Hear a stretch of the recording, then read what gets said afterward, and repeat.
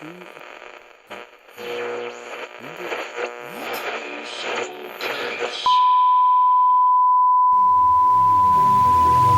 Welcome to the Curious Marketers Cast.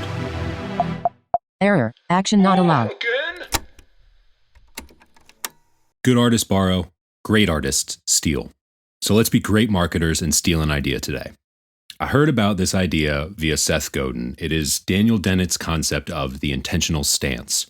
And when I read it, it felt like I was reading a marketing strategy 101 for being customer-centric with your messaging. So here is how Daniel Dennett lays out his concept of the intentional stance. Here is how it works. First, you decide to treat the object whose behavior is to be predicted as a rational agent. Then, you figure out what beliefs that agent ought to have, given its place in the world and its purpose. Then, you figure out what desires it ought to have on the same considerations. And finally, you predict that this rational agent will act to further its goals in the light of its beliefs. A little practical reasoning from the chosen set of beliefs and desires will, in most instances, yield a decision about what the agent ought to do. That is what you predict the agent will do. Easy enough. Also, kind of like most philosophical writings, maybe a little dense. So, when I read that, I translate it, in marketing terms, as this. Step 1. Acknowledge the entity you are talking to is both a human being and a rational agent capable of making its own decisions. You're making an appeal, an ask. You're not coercing or commanding them. Step 2. Determine what you believe this entity believes. Experiences, values, foundations, their local reality, etc.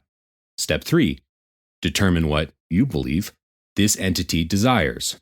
Dreams, aspirations, their self-talk, their role models, etc. Step 4. Determine what you believe this entity will do, given its beliefs, to satisfy its desires. Actions, means, consideration, step, yada yada, etc., and so on. With that base, you can then craft your messaging. What is the narrative the entity is telling itself? How does your brand fit within that narrative? What is it seeking? How do you call attention to your solution? What is your customer doing? What mental state are they in? How should they be behaving based on what you guess about them? And how do you meet them in that spot? That's it, the intentional stance. Go steal it and stay curious.